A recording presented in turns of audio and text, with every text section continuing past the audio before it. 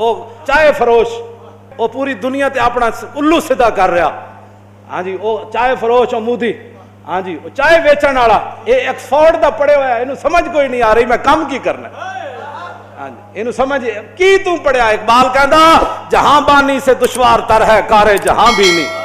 اقبال کہندا حکمران بننا بڑا آسان ہے جہاں بانی سے دشوار تر ہے کار جہاں بھی نہیں. جگر خوں ہو تو چشم دل میں ہوتی ہے نظر پیدا. کیوں جی وہ پتہ نہیں کتنے ممالک دے دورے کر چکیا ہوتا وزیر خارجہ پوری دنیا دے بک بک کردا پھردا اے اپنے روڈاں تے کھڑ کے کہندے ہمیں بڑا افسوس ہے. یہ حکمرانی کا طریقہ ہے. رسول اللہ صدیق اکبر دی زندگی پڑھی ہوندی نا تو پھر پتہ لگدا کہ ظاہری دنیا تو حضور تشریف لے گئے تے کیڑے تواڈے کو تے ایک تسی تا منگ گزارا پیا کردے ہو دنیا تے وڈے قرض لے کے بھی ملک تواڈے کو دھکے نہ بھی نہیں چل رہا. صدیق اکبر جدوں حضور دنیا تو گئے تشریف لے گئے ظاہری دنیا تو دو مردہ نے اعلان کر دیتا ایک عورت نے اعلان کر دیتا میں بھی نبی ہاں. ادھر جناب کیسر و کسرا دیاں فوجاں کھڑی ہوئیاں. ادھر اسامہ بن لشکر دے روانگی دا وقت آ گیا. ایک صحابی خود صدیق اکبر تے حضرت عمر بھی ماتحت سن اس لشکر. ہاں جی خالد بن ولید بھی تھے حضرت شرحبیل سارے سپاہ سالار. حضور نے فرمایا اسامہ بن زید کی قیادت میں جائیں گے سارے. لشکر اسامہ رک گیا. حضور ظاہری دنیا سے تشریف لے گئے. لشکر اسامہ بھیجنے کی باری آ گئی اور پھر قیادت کی باری آ گئی کہ اسامہ کو بھیجا جائے تو اسامہ کی قیادت کو ہٹا دیا جائے. ادھر مرتدین ادھر مانین زکات ادھر صحابہ کے رنگ سرمے جیسے ہو گئے حضور کی جدائی میں. حضرت حسان فرماتے ہیں کہ اوقیم بعدک بالمدینہ بینہم یا لیتنی صبحت ثم الاسودی. حضور تسی ظاہری دنیا تشریف لے گئے ہو میں ہن مدینے وچ رواں گا نہ صبح آن تو پہلے مینوں کوئی کالا ناگ لڑ جائے سپ لڑ جائے میں دنیا تو چلا جاواں. کنت سواد الناظری فعلیک عمی الناظر. حضور تسی تے میرے اکھاں دا نور سی جدوں تسی تشریف لے گئے میری اکھاں انیاں ہو گئیاں. من شاء بعدک فلیمت فعلیک کنت حاضر. حضرت حسان کہنے لگے حضور انہیں جد دل کر جائے دنیا تو چلا جائے مینوں تو آپ دا ہی ڈر سی کہ تسی دنیا تو تشریف نہ لے جاؤ. صحابہ دے رنگ سرمے جیسے ہو گئے اور ادھر صورتحال اے بن گئی. ادھر صدیق اکبر نہ اندرونی اور بیرونی اتنے معاملات کھڑے ہو گئے. صدیق اکبر نے ایک باری بھی نہیں کیا کہ کیسر و کسرا کی طرف میں امن کا پیغام بھیجتا ہوں کہ لشکر اسامہ میں نہیں بھیجتا. حضور نے تو فرمایا تھا حالات اب میری سلطنت کے دگرگوں ہو گئے میں آپ کی طرف جناب وہ صلح کا پیغام پڑھاتا ہوں. لکھاں سلام اس خاک کتے جتھے ایک باری صدیق اکبر پاؤں رکھیا. ہاں جی آپ کیوں جی وَإِن جَنَحُوا لِلسَّلْمِ فَاجْنَحْ لَهَا ہے نا. قرآن نے کہا کہ اگر وہ صلح کا ہاتھ بڑھائے نا کافر تو پھر مسلمان آگے بڑھ کر صلح کرے. اس کو حق نہیں پہنچتا کہ یہ صلح کے لیے آگے بڑھے. ہاں صدیق اکبر نے کوئی صلح دا ہاتھ نہیں بڑھایا کہ بھائی میرے ملک دے حالات بڑے دگرگوں ہو گئے میری فوج دا مسئلہ بڑھ گیا. صحابہ دے رنگ سرمے جیسے ہو گئے غم دے نڈال ہو گئے. گلیاں صحابہ پھر دے سن. رسول اللہ جدو ظاہری دنیا تشریف لے گئے پوچھ دے سن یارا حضور تے نہیں ویکھے حضور تے نہیں ویکھے. اے صورتحال بن گئی. صدیق اکبر کیسر و کسرا کی طرف پیغام نہیں بھیجا کہ میں لشکر اسامہ نہیں بھیجنا. حضور نے روانہ فرمایا اس ویلے حالات اور تھے اب حالات اور ہیں. یہی تو وہ بات ہے کہ جب ہم نے حالات کے مطابق اپنے آپ کو بدلا تو گھر میں بھی امن نہ رہا اور جب ہم نے اللہ رسول کی طرف دیکھا تو سپر پاور بھی صحابہ نے گرا کر پاؤں کے اندر روٹ ڈالی. یہ تھی وہ بات. کیوں جی حالات بن گئے تھے کہ نہیں.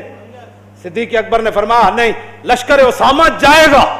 فرمایا مدینہ پاک درندے بھی آ کر صدیق نو نپ کے لے جان مدینہ خالی ہوئے مینو بچان والا بھی کوئی نہ ہوئے لشکر اسامہ جائے گا. اور فرمایا رہ گئی قیادت تو قیادت بھی اسامہ بن زید ہی کریں گے.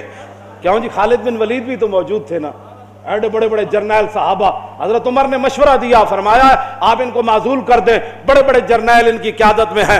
حضرت سیدنا صدیق اکبر فرمایا ثقلت کا امک یا عمر استعملہ رسول اللہ وتامرنی نازلہ.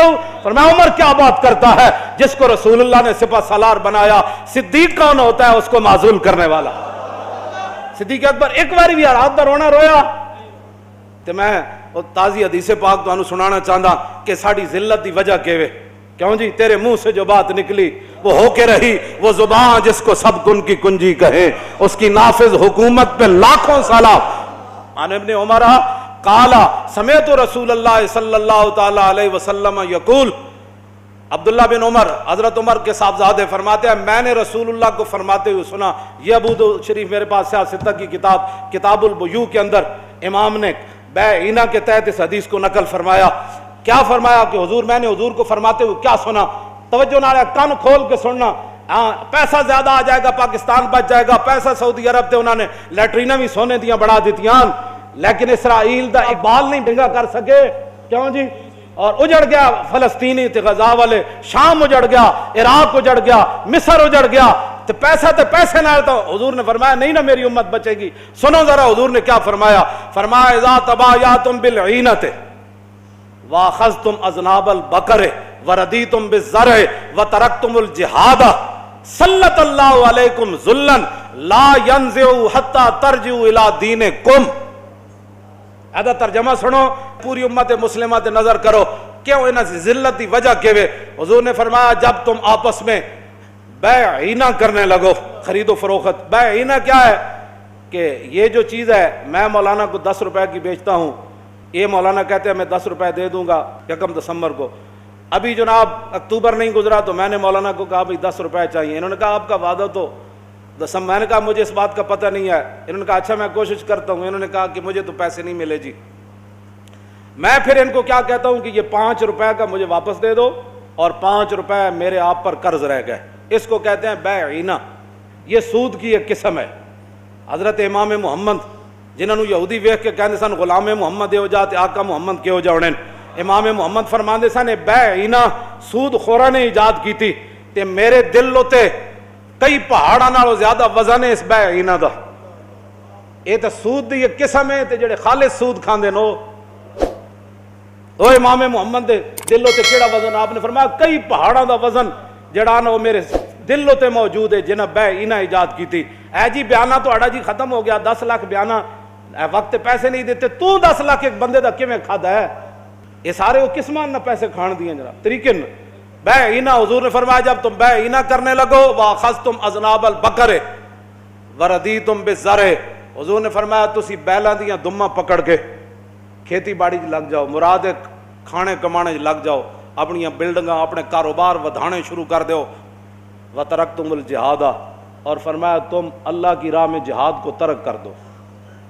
بیع عینہ اور کاروبار میں میری امت حضور نے فرمایا لگ جائے اور جہاد کر دے ختم، تو پھر ہوگا کیا؟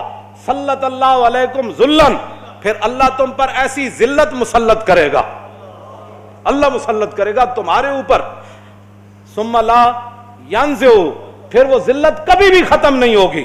سن لو، امریکہ پیسے دے دے، پوری دنیا تمہیں پیسے دے دے، کیوں جی؟ سعودی عرب کے پاس سارے دنیا کے پیسے آ جائیں، مصر کے پاس آ جائے، یمن کے پاس آ جائے، پاکستان کے پاس آ جائیں، ملیشیا کے پاس آ جائیں، افغانستان کے پاس آ جائیں، اردن کے پاس آ جائیں، اور انڈونیشیا کے پاس آ جائے، اور بوسنیا چیچنیا سب کے پاس پیسہ آ جائے، پوری دنیا دیا نعمتاں انہاں دے خزانے زمین اگلن دے دے وے، حضور نے فرمایا جیڑی اللہ تہاڈے تے ذلت مسلط کرے گا نا لا ینزع، اس کو کبھی بھی ختم نہیں کرے گا۔ کب ختم ہوگی؟ حتی ترجعوا الی دینکم، یہاں تک کہ تم اپنے دین کی طرف واپس آ جاؤ۔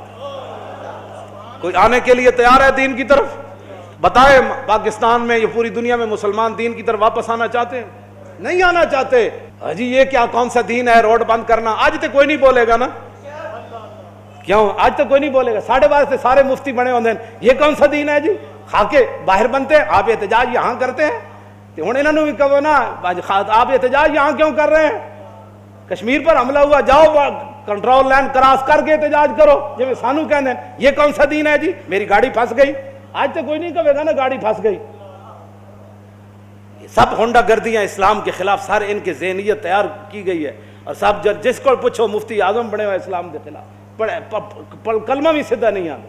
میں جناب منڈے نے نکاح پڑھانا، انہوں نے پہلے 3 کلمے بھی سیدھے پڑھنے نہیں آتے۔ ایک وہ جناب چائے ویچن والا مودی، اور پوری دنیا تے جناب کہہ کے ماردا پھردا، ٹرمپ نال مل گیا جی مسخرے 2 شیطان مل دین، ہس رہا جناب ایک دوسرے دا ہاتھ وچ ہاتھ پا کے، مینوں منڈے نے وکایا، میں کہ 2 شیطان ملے، کیوں جی؟